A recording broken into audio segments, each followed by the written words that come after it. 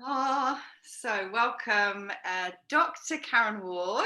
I love saying that. Welcome, welcome, welcome to Heart to Heart. I haven't done an interview for a while, so I'm very excited.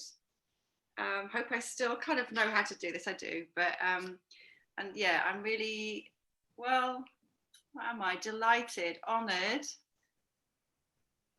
to welcome you and what we're going to talk about and everything that's going to come through you as you share. I just want to do a quick intro, if that's okay, for people who are going to be watching this. So Karen Ward, Dr. Karen Ward, I met, I can't remember now, 3 or 4 years ago at least, at the Mind, Body, Spirit Festival. And we were both there doing our respective things. And I passed Karen's stand, and she had, amongst other things, her Moon Mna diary journal there for women.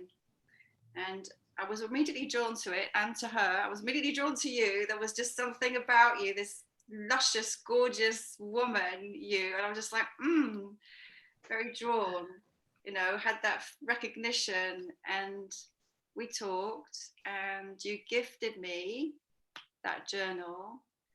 And I passed it on to my daughter, who was early teens then, just had been bleeding for a year or so, I think. And that diary journal expanded her, it changed her, it deepened her connection into her body, her power, her feminine. I saw the shift that it made for her. It was beautiful. So that's how we came into connection. And then recently, I've been teaching to the theme of authentic power and sovereignty for women. And somehow, Karen, I don't know how it happened, you popped up. And I was like, of course, here is a woman who is embodying exactly that of which I speak. And I haven't done all the blah blah about who you are and what you do, actually, but I think I need to say that as well, because, well, on the one hand, in this still patriarchal world, people look to these accolades as a sign of success or achievement or accomplishment or power, right? So the PhD, like, wow, And so your PhD in, I've written it down, but you can correct me, Irish Celtic shamanism or shamanism. Which way do you say it? Shamanism, I would say, but again, it's tomato. It depends on the local dialect, even whatever you're comfortable with. And it's such a privilege to be here, Shakti, and I can completely concur with you at that wonderful exhibition. I think we were in Birmingham, and there's just that instant eyes meet connection. I think of that movie Avatar. I see you. And here we are all the years later, having connected on Facebook, or, I see your post, that's great, which is marvelous. And, to hear about how the Moon Mna diary journal was a tiny part of your daughter's epic life just warms the cockles of my heart, because in essence, Moon Mna, women's Celtic circles, was really formed for 3 reasons.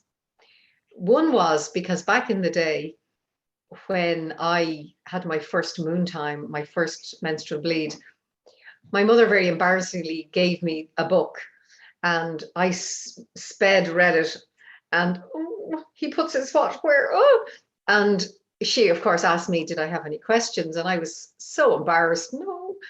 And it was such a lonely time. There was no understanding of the emotions, intimacy, burgeoning as a woman, authenticity, empowerment. And I know my mother didn't understand that either. Right. So that was one reason I thought, if we can come together as a gathering of women, and if we get to the point where young girls yearn for their first moontime party, oh my gosh, I will die a happy woman. And then the second thing was recognizing that the divine feminine is rising to take her rightful place, equal but different to the divine masculine. Yeah. As our foremothers did many, many moons ago. And then the third thing is the most basic, and it completely fits in with your beautiful topic for today. that it's extraordinary how I meet, and I've no doubt you meet, and all of you listening, women doing amazing things in the world. And yet there's, am I worthy, lack of confidence, self-belief not being where it could be. Yeah. And of course, we've spent millennia hearing we are less than, we are not as good as. So for those three reasons, I think if women, young women, embrace who they are at such a formative age, if we do believe in ourselves, if we are authentically tapping in to ourselves, human mistakes and all, and if there really is that sense of shining our light in the world, equal but different, I'll be a very, very happy woman, a happy crone.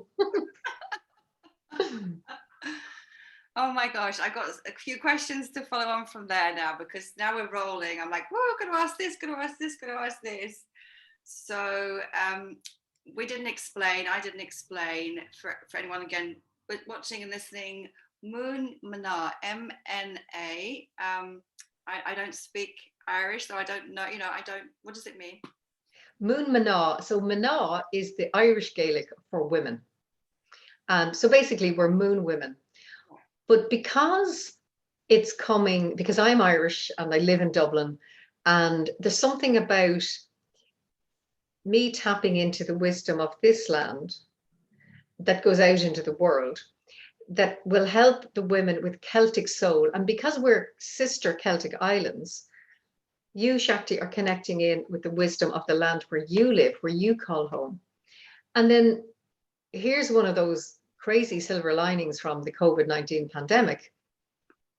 Usually our circles are local, out in nature as much as possible. But because of the pandemic, we had to go onto medium like this. Yeah. And suddenly there were all these women from North America, South America, Canada, New Zealand, Australia, all over the world, all over Europe, and even some women down the road from me who could come together in circle because of this medium. And as you know, so often we speak about energy having, knowing no time, or it crosses boundaries, it crosses timelines. And that really came palpably to be felt when we literally hand cast our circles. And even though we were all the way around the world, we could feel the connection. And there's something about, the way things are moving forward now, that we are embracing our authenticity and we're looking around for others who come from that heart space. Right. That word authenticity, it's coming up again and again. And, I use it as well. I'd love to hear from you what, because when I talk about, being an authentic woman, authentically empowered, what does that mean for you? How do we know when we're being authentic or not? What does it feel like to be around? What are the qualities? What makes you authentic or not? In our Moon Mna circles, we have our version of a talking stick. And I'm guessing that some of your listeners will be familiar with the Native American tradition of a talking stick. So if you're in a circle, whoever holds the stick has the floor and nobody can butt in or interrupt. So we have a talking full woman. And people often ask, what's a full woman? So a full woman is a woman who is authentic in her body, her mind, her emotions, energetically, sexually, and spiritually. So holistic becomes more than just body, mind, soul. We're adding in the emotions, we're adding in energy. And for me, in the Irish Celtic shamanic path, energy is a currency of spirit. I like that. Energy is a currency. Now, spirit to you might be God or goddess or both, or the source of love or the source of life. There's many names. Yeah. And whatever you might refer to that as, I would see that as part of me. Yes. And I'm part of all that is.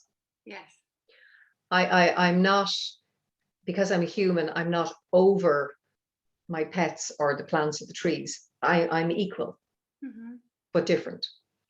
And authenticity has come to me from my background very much to mean me being human in all my human frailties, my mistakes, my mess ups, the parts of me that I don't want to show, the parts of me that should be shown, and I'm too maybe nervous to show them, that I turn up as I am in the day. Right. And I could say to somebody, I know you've booked in to see me today, but actually, I'm not feeling today's the day for me. I hope you understand. Maybe reschedule to another day. Yeah. Whereas before, I would have powered through and seen that client, even though I mightn't have been in my best. Yes. Also, I have learned at this stage of my life, I'm 58, I have learned that I came from a generation, certainly in Dublin, Ireland, I would have grown up very much Catholic Irish, very dour, bleak. You must do this, a punitive God who was watching everything you did, very patriarchal. Right. And it's taken me many moons to realize, well, hold on a minute.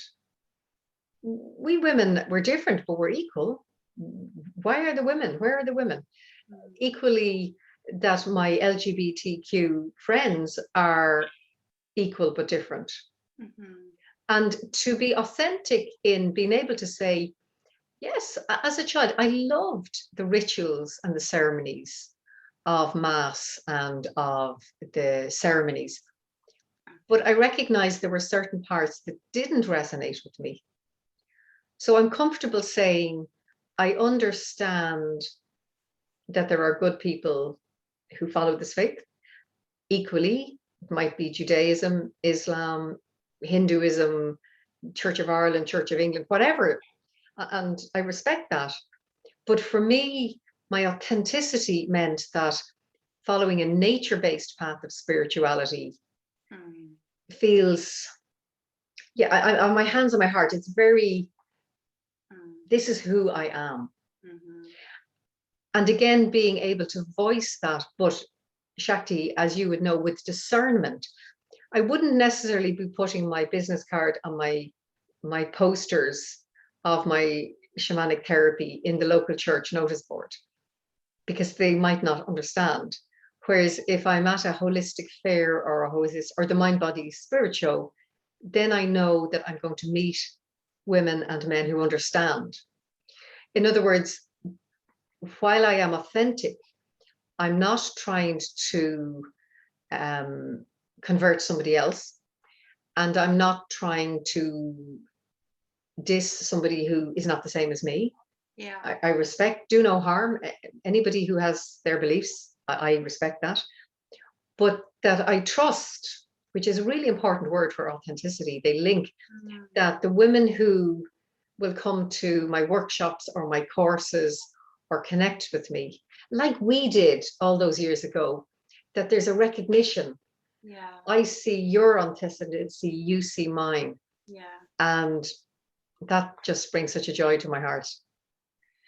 Oh, I was writing a few things down while you were talking so as not to forget them, but I also really want to stay fully present as you're talking. But I'm like, whoa, there's so many things. There's the thing about the authenticity, I wrote it down, which was two things, because, listening to you, what I hear you saying is, it's just about being unashamedly yourself in all that you are. And then I wrote down perfection and then you also, so I wrote down two P's. I wrote down perfection and pushing through, because these are the things that I have noticed anyway in my work with women that are such an undermining narrative, like this push for perfection, which is always, out of reach. So the perfect body, the perfect this, which has come, I think, from that conditioned place. So rather than having to be perfect and get it all right, it's like, no, this is me. This is how I am, warts and all. Like literally, I've got a wart here. And then the pushing through again, which is a very masculine way of operating. You know, we need both, equal and different.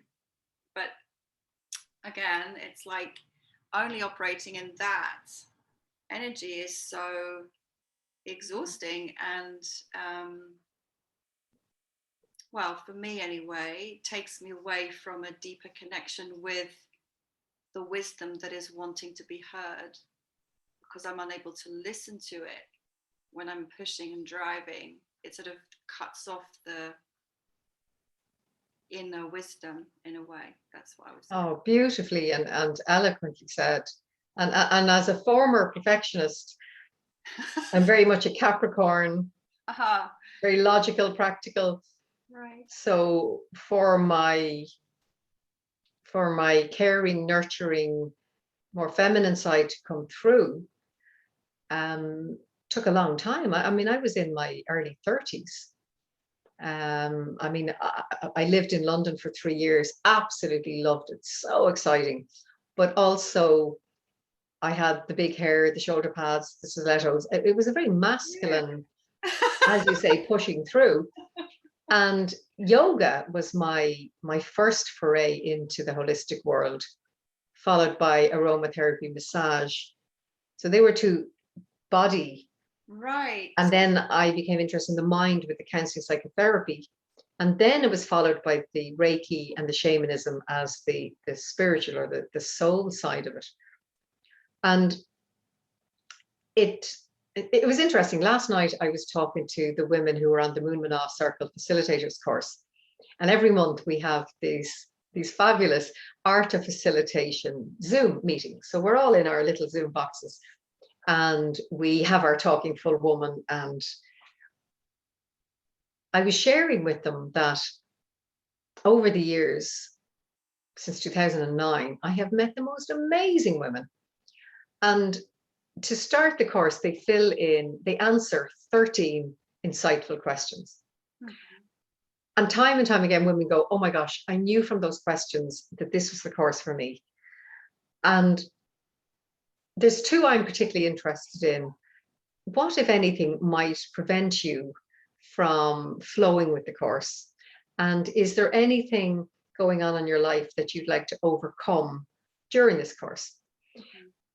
And what's absolutely amazing, Shakti, is for these incredible women, it's usually imposter syndrome, lack of self-belief, lack of confidence, not being worthy. Yeah. It's extraordinary and overwhelming. Yeah. And that really, for me, feeds into what you're talking about there, that pushing through when the seed hasn't come to fruition, when the baby's not ready to come, whereas the divine timing that you mentioned, if we sit, if we wait, there will be flow. Mm-hmm. However, we do need to notice that delicate balance between resistance, that it's important to push through, divine timing that we need to hold back, and standing on the cliff with our wings on going, go, do it.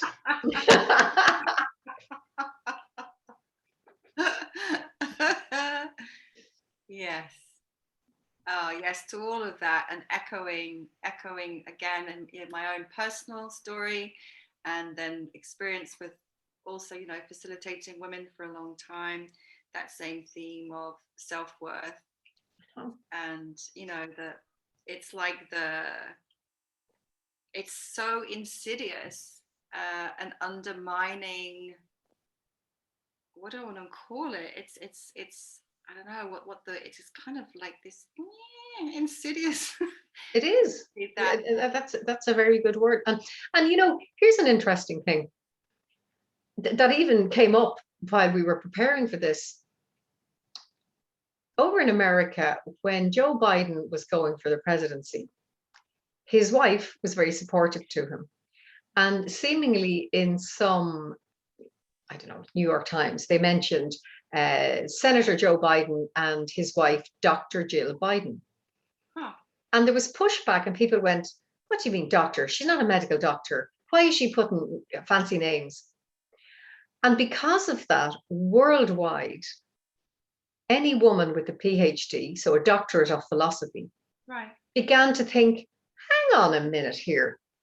We've spent 3 to 5 years if it's full time, and 5 to 7 if it's part time.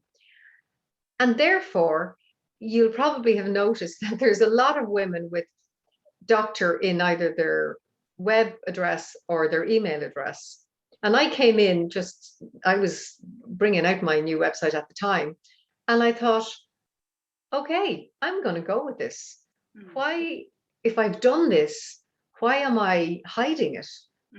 So hence Dr. Karen Ward, therapist.ie is the name of the website. And sometimes people say to me, is that not a bit blowing your own trumpet? And I'm going, oh no, it's not.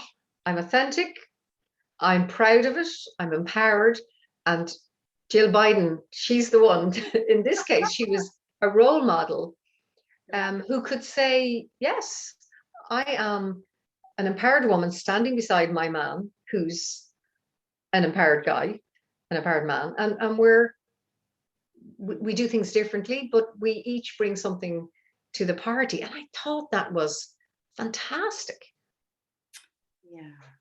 Thank you for, again, there's so many strands that I could go off on with you here. I think one, I think it just feels to be addressed, because I've noticed in a few areas lately when I talk about, I call myself a priestess because I'm initiated as a priestess, and I know that can have different connotations for different people based on religion and whatever.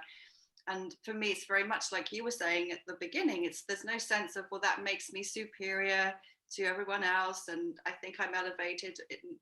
Far from it. It's a recognition of a calling, to my soul in a particular life path. But then it's also part of the recognition of I'm serving the goddess here. So I'm one with everything, and everything is one with me. But what I've noticed is that sometimes there can be a reaction to that in terms of doing work solely with women or speaking about the divine feminine or the goddess, then is to be leaving out men or to be putting down men. So I've heard that a few times recently. And how is that for you? Very good question. At Moon Mna, we make a point of saying on our website that we women come together to discuss, to explore, to come together as women with subjects that are dear to us: breasts, wombs, sacred sexuality, being a maiden, being a mother, being a crone, connection with the Nashi, the fairy kind, crafting, storytelling, visioning, all very much subjects that are dear to a woman's heart.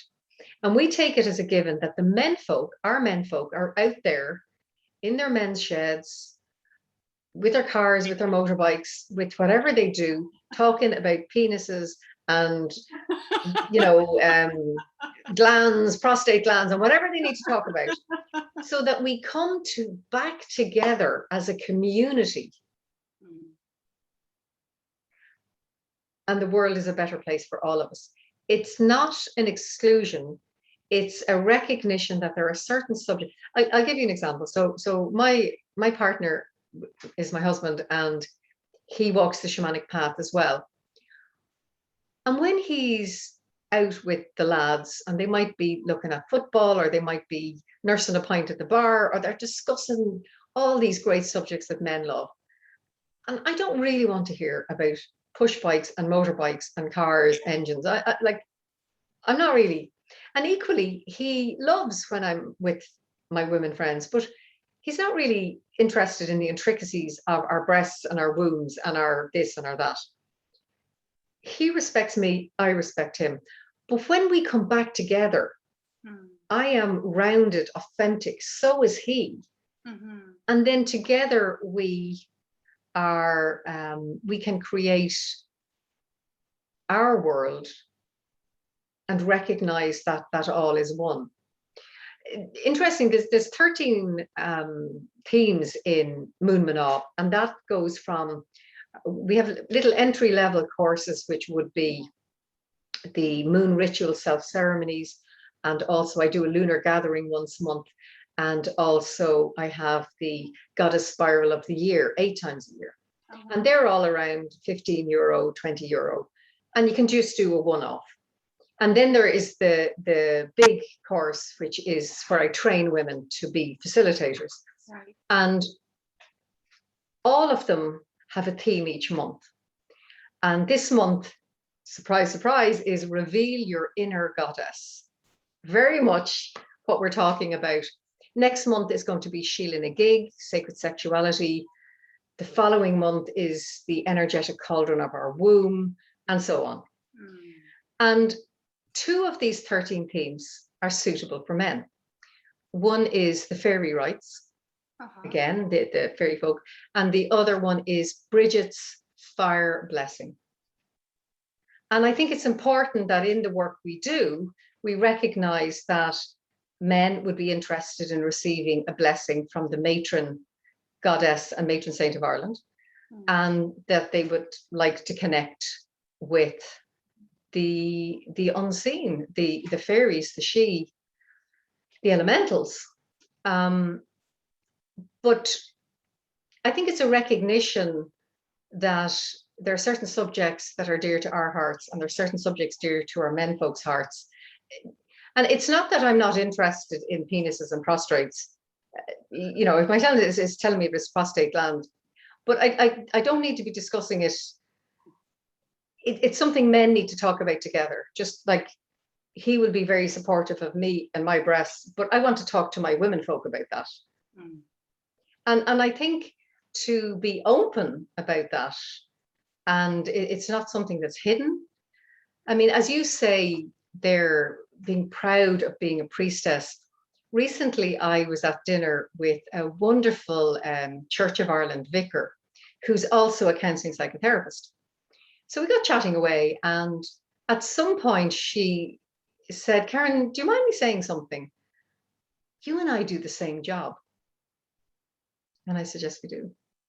Except she wears a collar and a cassock, and she has a church, and her parishioners come. There's a framework around her spiritual work. Whereas with mine, I could be on the Hill of Tara, I could be, as I visited Glastonbury Tor, but your sacred sites, Avebury, I might be on the Hill of Ishnock or up and down Mocha. And hers is a church, mine is an outdoor temple. But we're essentially doing the same job, except there's a different name for it. As Shakespeare said, a rose is still a rose by any other name. So whether she's reverend, you're priestess, I'm shaman, we're doing the same thing. And equally, I could have my druid hat on. Same thing. Yeah, I totally get that. Even as I do understand, again, particularly, I guess, for people who have been in the church, that those words can have a religious connotation and be a bit off-putting, but ultimately, yeah, my experience and understanding is many paths, same experience or destination, you know, and we just flow the way that we're guided to flow, really. Gosh, I'm kind of wondering where to go. Okay, there's a personal question I'd like to ask, which is, yes. I mean, it's all personal anyway, but you know, when you were talking about the book that your mum gave you, yes, you had, you know, your first bleed, and she gave you that book, and it was all very shameful and secretive and like, you know. So what I'm curious, and then you also described the context of your, you know, your growing up within the Catholic Church and this quite patriarchal, conservative culture. So in your life, in your unfolding and blossoming, was there like a point or an experience or something that kind of opened your eyes to set you on the path that you're on now? Or was it a very gradual, like you said, starting with yoga and so forth? Or did something suddenly happen for you to recognize, That's a great question, Jackie. I have a theory. I think we can fall in love at first sight or the slow, delicious dawning. You made that one sound very yummy. And they're both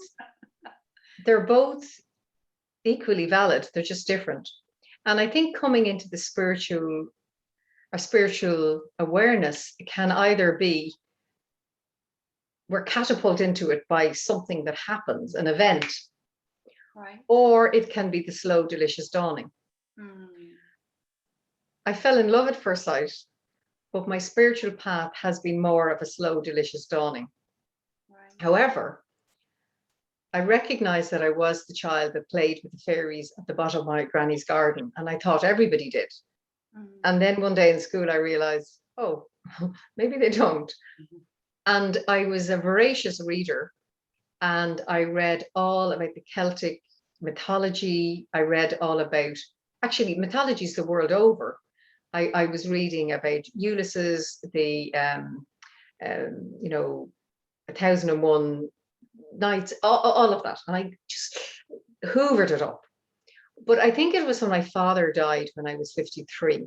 I say he was 53. Gosh, I was only 23. And I was the eldest of 6 children, very holy Catholic child with the big family. And my little sister was 9. Oh, wow. And he died of a massive heart attack. He didn't expect, none of us expected it. But I recognize now that it was almost like a soul contract. His death had huge implications for all of us. It was like the pebble, the stone sank in the pond and the ripples went out. But I was living in London at the time, and when I went back, I went to an acupuncturist. Somebody recommended I go to an acupuncturist.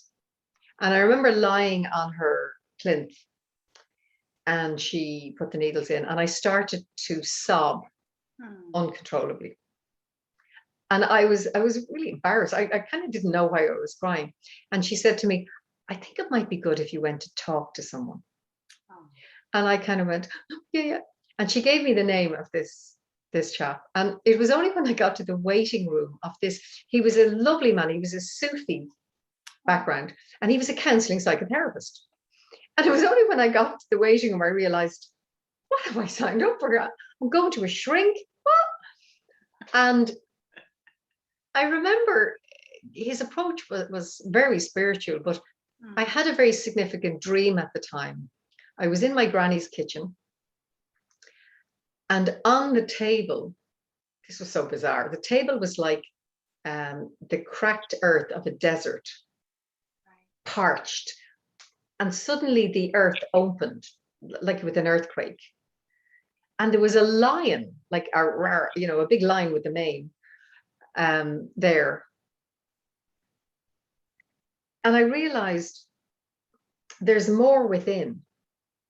And the lion was a symbol of strength, of, yes, you can do this. But it was also, there was another way. And it's very visual. And I think the fact that it was in my grandmother's kitchen said a lot, because she was like a ban. She was a banshee. Ban meaning Gaelic for woman, she fairy woman. And unfortunately, the banshee has been much maligned in modern culture. Her gift was to tell people, you've 3 days left to live. It's time to say your I love yous and I forgive yous. But my granny would be able to say, I think Mr. O'Reilly now. And then he died. And everybody thought it was amazing. And then a week later, she said, oh, and Mr. And they died. And people began to react a bit funny. So she capped it. Right. And my other granny, who died when I was a young girl, was able to read the tea leaves. And again, this was very much a women's thing. Yeah. Ostensibly, they'd all go up to Granny Marjorie for a cup of tea, and they'd all be reading the tea leaves, or she would be reading them. And I used to wonder, where is this coming from in me? And I had to track back to both my grandmothers. My mother's very intuitive, but again, a lot of it has been hidden. And it's time now for us to move toward the light. So there was a slow, delicious dawning, but that, my father's death, had a big impact. Yeah. There's so much in that story, actually. You know, like I've been speaking a lot lately about emotion, because something that's really become even clearer for me lately is how there's still so much emotional shame and repression, and how essential it is to free up that energy within us and return to the innocence of like childlike connection with emotion as an energy that is natural. So as you were describing that experience of the crying, you know, and the unleashing of that, I just kind of, that was one of the things that struck me was, you know, as your younger self, there would probably been a lot of conditioning about showing emotion, and probably a complete disconnect from, you know, even being aware of what was actually going on. So that was one thing that I was, you know, that really struck me. And then that dream, the image, so that, you know, that flowing line, the sort of the feminine shape of it, and the hidden wisdom, the hidden power, the hidden gifts, and the line. Of course, I was thinking of the Lionsgate that we've just been through, which has felt really powerful. And there's a part of me when you were talking which was like, God, haven't we been doing this? Haven't we been rising for bloody years now? Well, we have, but you know, I think, Shakti, I think we're at, put it this way, humanity has been at this juncture before, many times. This time, I think we women folk have a choice. There have understandably been in the past, we've been repressed, we're rising up, and we can think we're better than. And I think this time it's about us going, come on, lads, it's grand. We're equal but different. Take my hand, come with us. I'm not out to take your jobs. I'm not out to be better than you. I'm your partner. I'm your friend. I'm your daughter. I'm your wife. I'm your sister. I'm your mother. That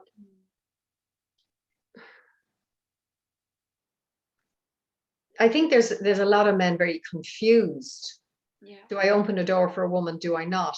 Am I allowed to compliment a woman or not? Yeah. And I think it's up to us to gently lead them and say, look, this is appropriate, that isn't. That used to be, not anymore. I mean, when my mother was pregnant, she ate blue cheese, shellfish, she had a glass of wine, she had her few smokes. No woman would dream of doing that now, and nobody's making her. It's just, back in the day, if you were bold, your parents slapped you. The teacher would slap you. That doesn't happen anymore. It's not allowed. So there's an evolution. And I mean, I think if you look at how we're recycling, I mean, we all really are going to have to up our game in a huge way to look after the planet, much more than we've been doing before. And what's great is, at last, it's coming in at government level, and let's hope it's not too late. But I suppose all of that spirals me back, in my case, with the goddesses of Ireland, because so many of them were sovereignty goddesses. And equally, you know, we could have Boudica, or, you know, Morgan Le Fay, Rhiannon, like there's so many of our sister Celtic island and wherever in the world. But Eru is the goddess who gave her name to the land of Ireland. So Era, Erin, Ireland. And she's very much, when the Tuatha De Danann, the tribe of Mother Earth, were the dominant tribe in Ireland, and they saw coming up from North Spain the Milesians, the Celts, who were patriarchal people, highly skilled, but a different way. And they realized, look, we could have war here, or we could broker peace. And what was really fascinating was the Irish Tuatha De Danann sent 3 sister goddesses to meet the Milesians. And the Milesians, the invaders, sent a bard, a poet, a man. How fascinating is that? And each of the 3 sisters, Eru, Banda, and Fola, asked for peace and that the island would be named after them. And each of these sisters met him on their own special sacred site mountain. But Eru met him right in the centre of Ireland, the navel of Ireland, if you will. And she invited him to reenact what would be common in many cultures, but the banishry, the marriage of a male leader with the goddess personifying the land. And if he, with respect and consent, ruled, there would be abundance and a peaceful, prosperous reign. But if he didn't respect the goddess, then there wouldn't be. And I think we really can see that around the world with the type of leaders that are coming. I mean, here in Ireland, we have the most amazing president, Michael D. Higgins. And I think many of your subscribers would have seen him come. He addressed the House of Commons and the House of Lords together. Now, to be quite honest, he looks like a leprechaun. And I always remember watching this fantastic BBC report where you had all of the lords and the parliamentarians ready to meet him, and it was all beautiful pomp and ceremony. And next minute, the door opened, and this diminutive little man came in with the hair flying. And there was a few kind of, like, there's a few eyebrows raised when he got up to speak. Oh my gosh, I was never so proud. He spoke so eloquently of both our islands, Celtic islands together, the community, how he was going back to the Magna Carta. He's very much a historian. Okay. He gets it. And he actually came to the Hill of Ishnok at one of the Bealtaine, or Beltane as you would call it, fire festivals. Okay. And he lit the fire, but he was met. There was 13 of us, and I was very proud to be one of those 13. And we met him, and he knew of the Banish Ri. Right. Say, what is that, please? Banish is BAINIS is the Irish Gaelic for marriage, and Ri, RIGHE, is the rite. So it's like a marriage rite, marriage. Okay. But when he came up the avenue, flanked by 12 men, surrounded by children, he met these 13 women. And the wonderful Patsy Preston, she represented Eru, and they came to meet, and he nodded and she nodded, and the consent, the permission, the respect was there. And then he went and lit the fire. And although no words were spoken, we all knew what was happening. I even have goosebumps thinking about it. Yeah. So it's there are changes being made. Yeah. Definitely. Yeah. Beautiful. I can really feel that in my heart. Oh.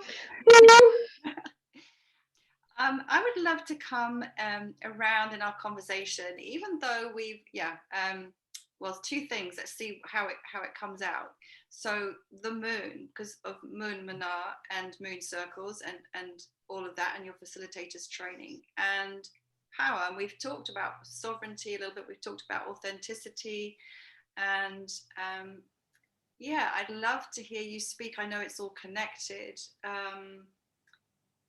but this question also in relationship to the patriarchy, and then the shift out of that into this new society that we're here to birth. We're birthing it now. What does it look like? Because I think men are confused, but I do think women are confused too. Yes. sense that our models of power have been the patriarchal model. So to be powerful in the world is to have power over, it's to dominate, it's to control, you know, these are the models.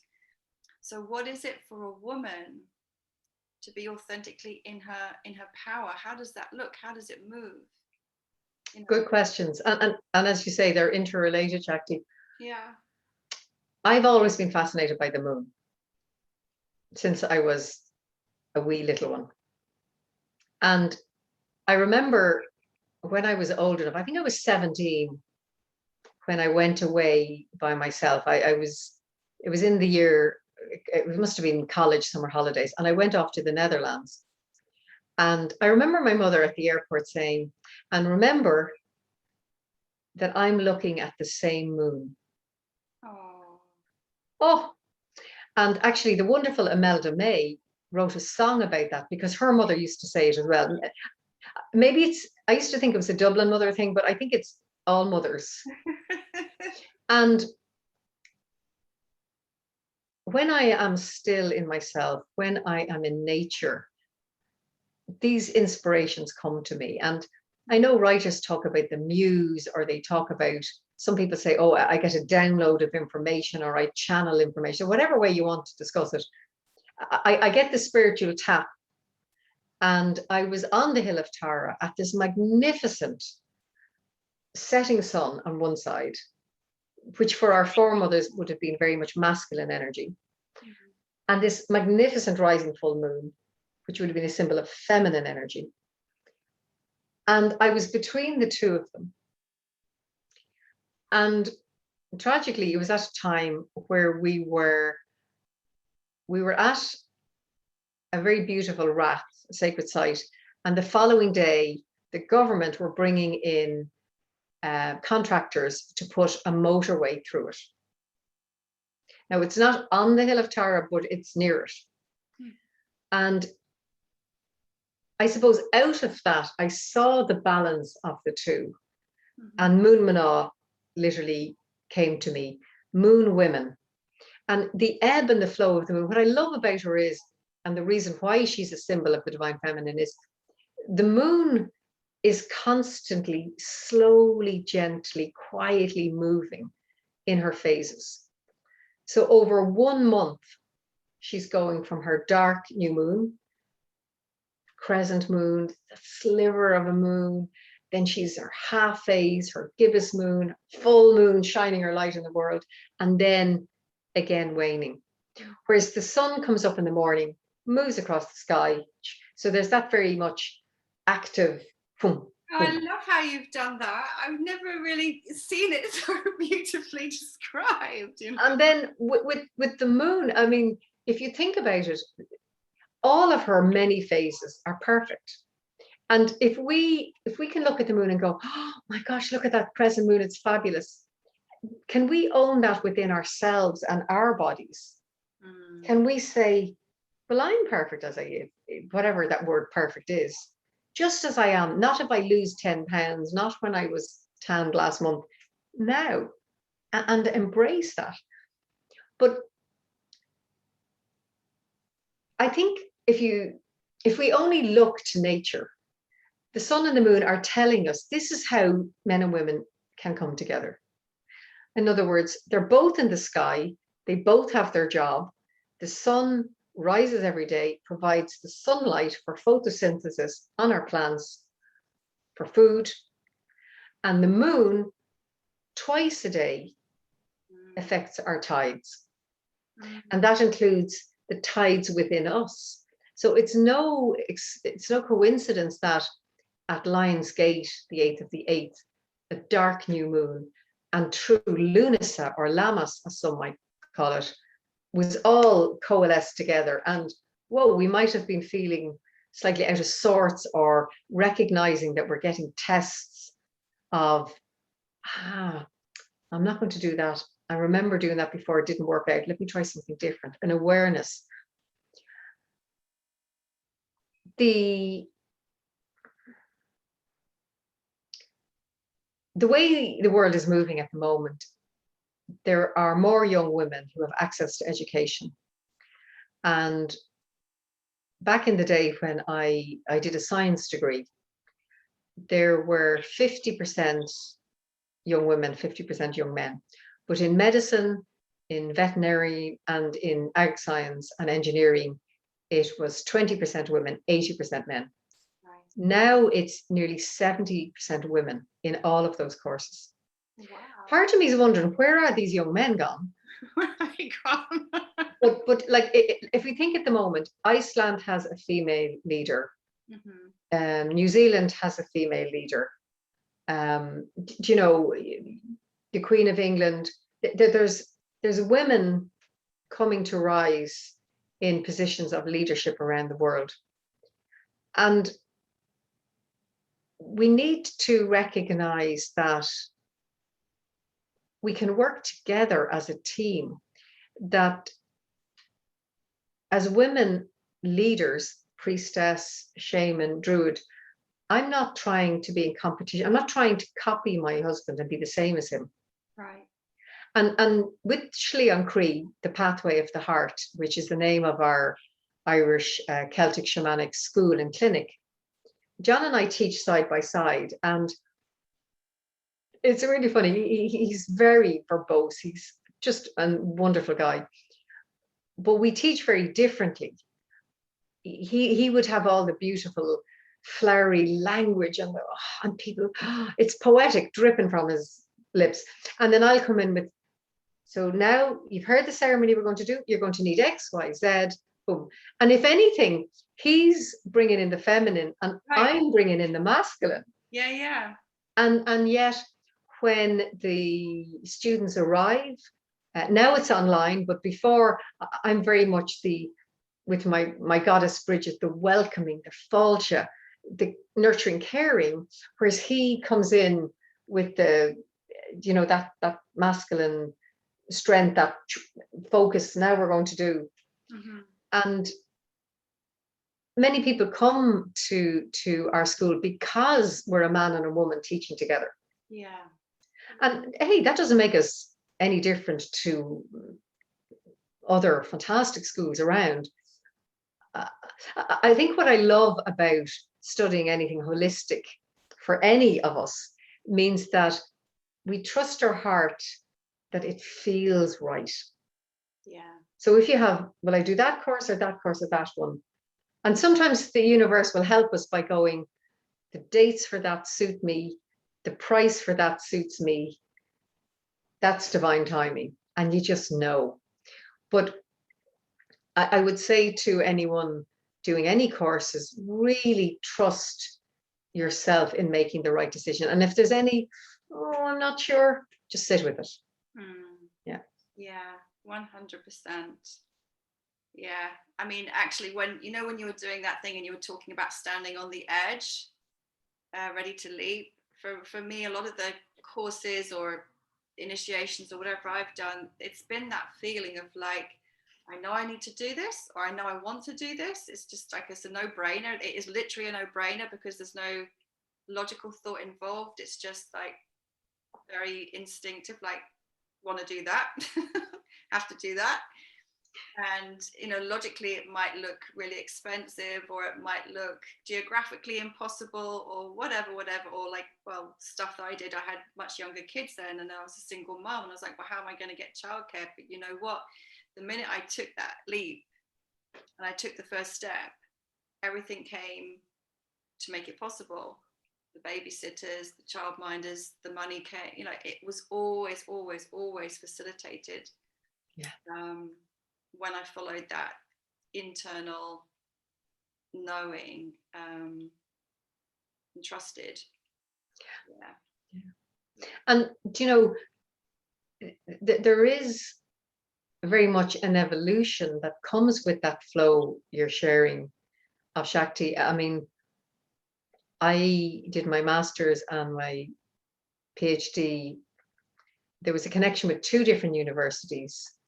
I had two supervisors, and I thought, oh my gosh, Irish Celtic shamanism, are they going to burn me at the stake or drown me, or how are they going to make it this? But in fact, the zeitgeist had changed so much. They were embracing my the originality bless them, and the oh yes, this is ethnic, this is indigenous, this is great. And I was marrying, if you will, counselling, psychotherapy, mental, emotional, with the shamanic, energetic and spiritual. And it's very much led from what's called the bottom up. In other words, clients are coming to us as counselling psychotherapists and saying, I want to bring my spirituality into my holistic healing of whatever issues going on. And a lot of us in our formative training, spirituality didn't come into it. Yeah. And people are going, what? And it took me many years, again, from that divine inspiration, but I have been inspired to birth a technique. I call it the energy therapy technique.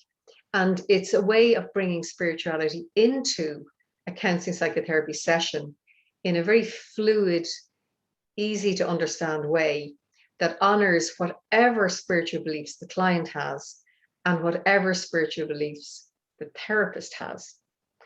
And it brings in the classic shamanic techniques of extraction, of soul retrieval, of psychopomp. And at an academic level, they loved it. Now I had 2 superb supervisors, and they really helped me flow, there's that word again, with it.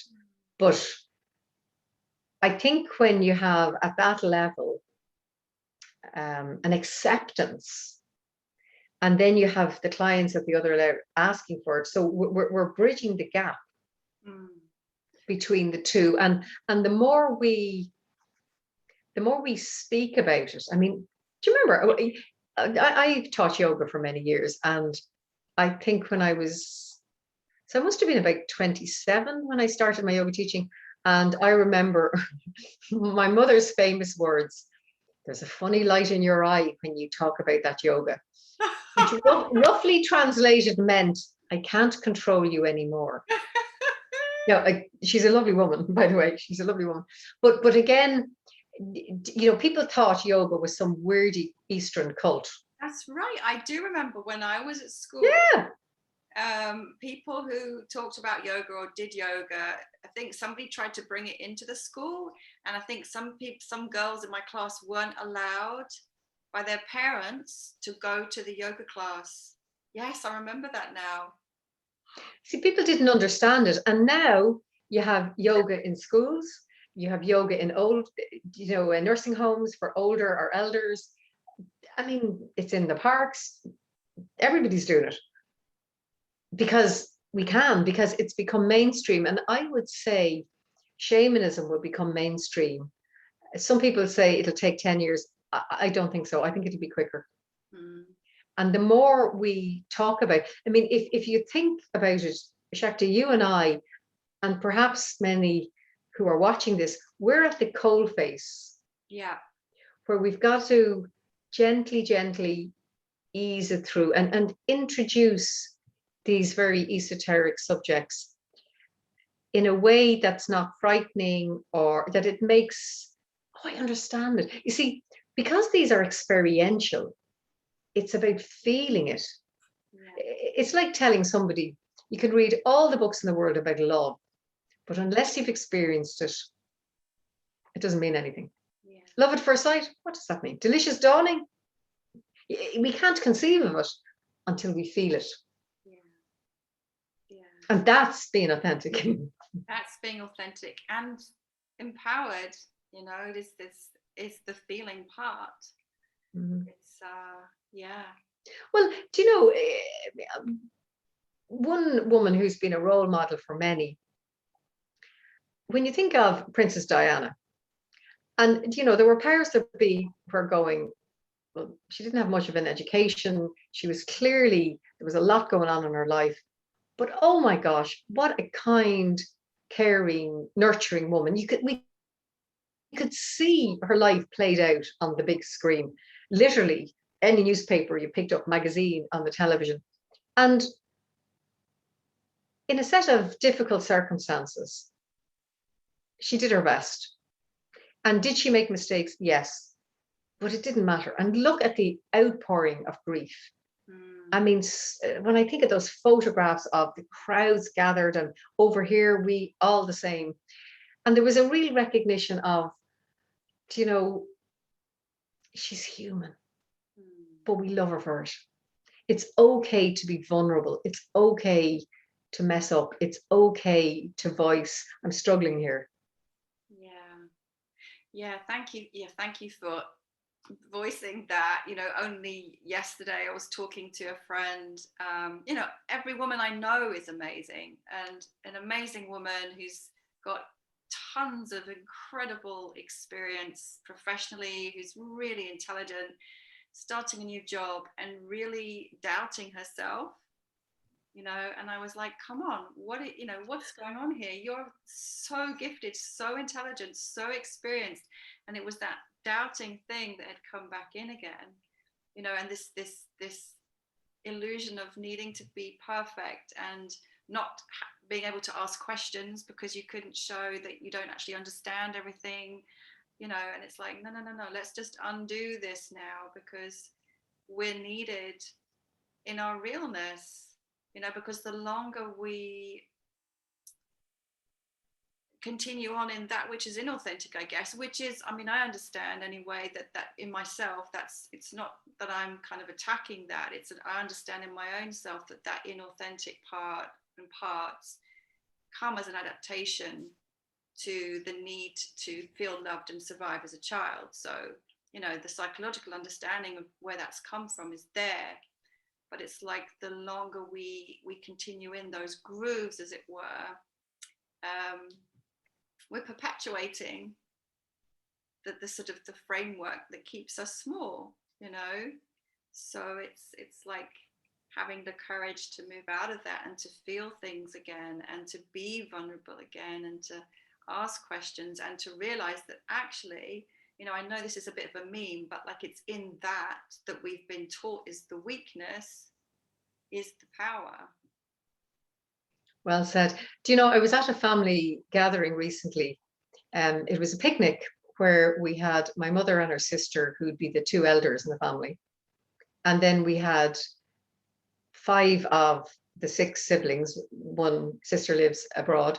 And then we had some of my sister's children. So we had 3 generations.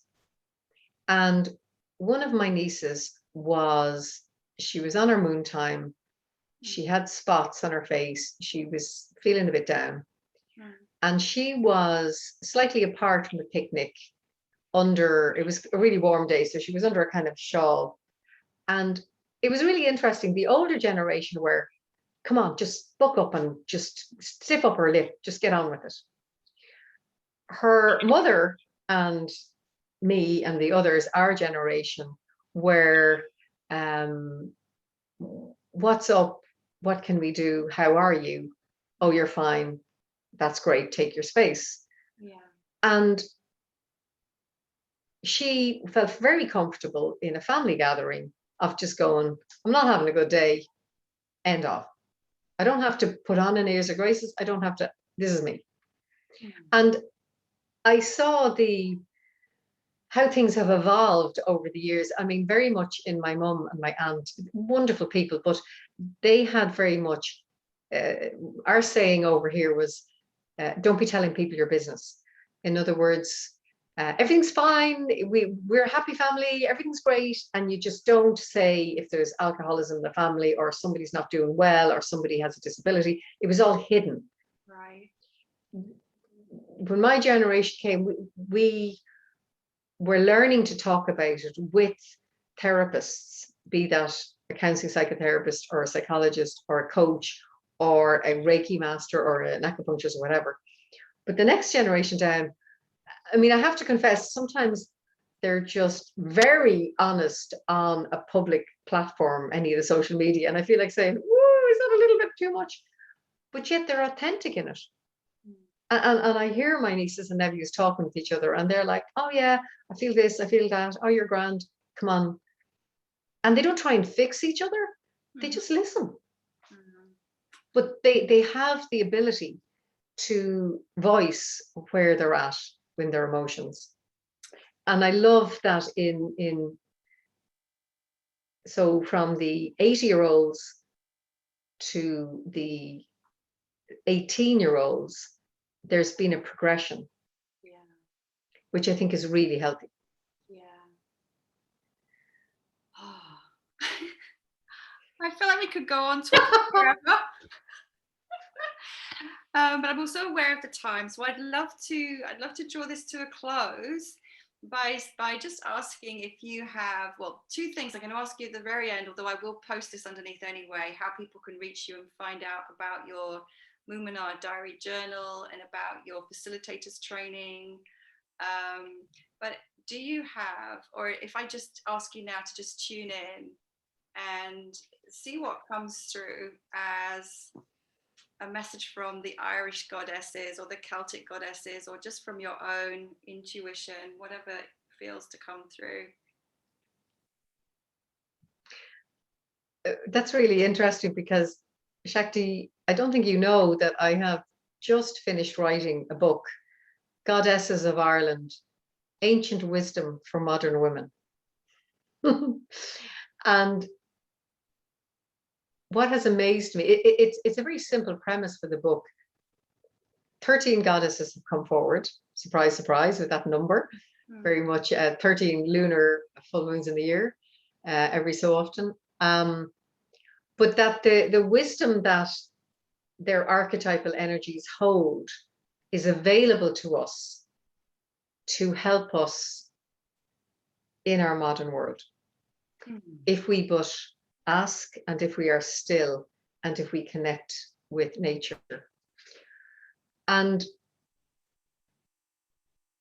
what is coming to say to you all is, we're not alone, that there is so much help for us from the unseen, from the other world, and be that the angelic realms or our ancestors, literally whose shoulders we stand on, the goddesses, the animals, our pets. I mean, there's so much there.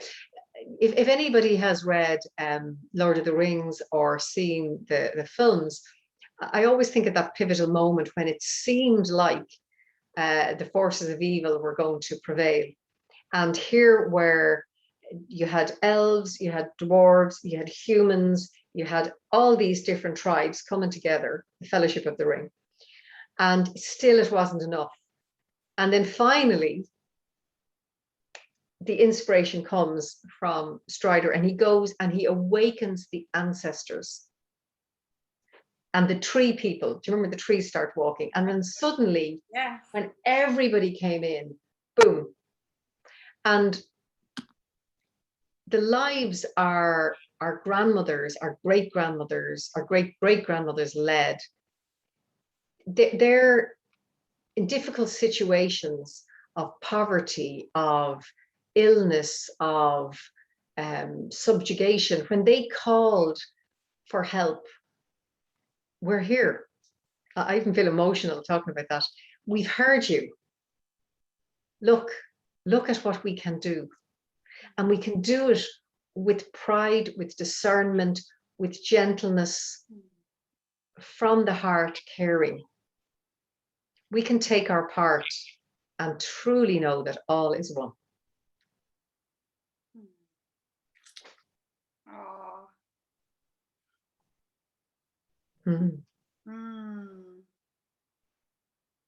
Yes. Yeah. Thank you. And, you know, I suppose to mention the elephant in the room or not mention it, I love that we are two women from these sister Celtic islands sharing and talking, equal but different. And there's all sorts of shenanigans going on at political levels and what have you with our islands. And yet these two land masses hold the wisdom in their entirety. And I think that's really important.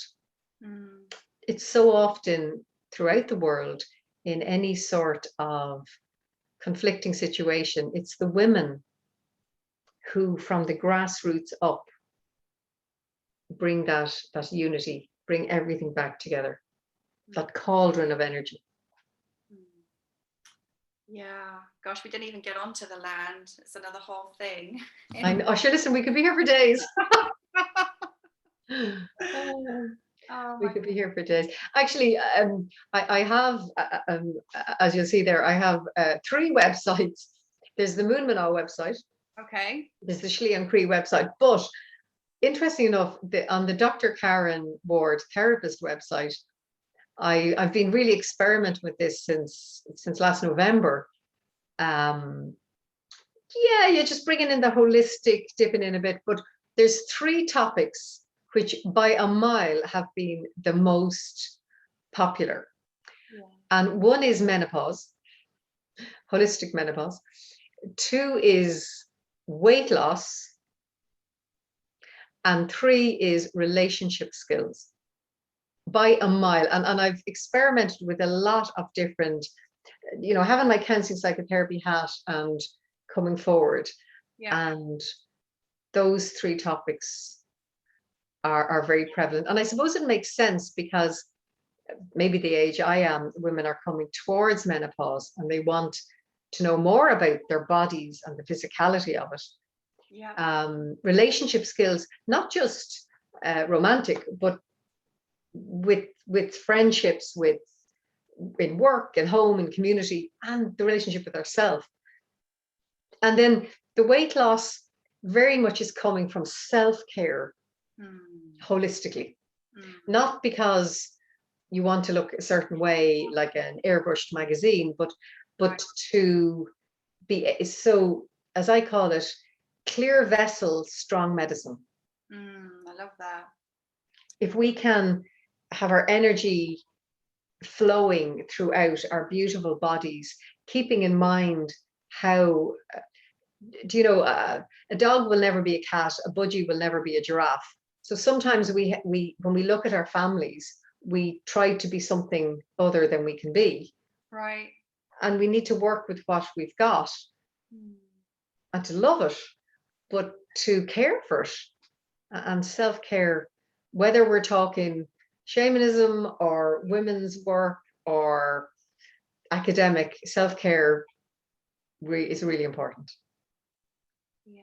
Gosh, thank you. And I'll post a link to whichever website you want me to underneath this when I post it up, and also to your book. Oh yes.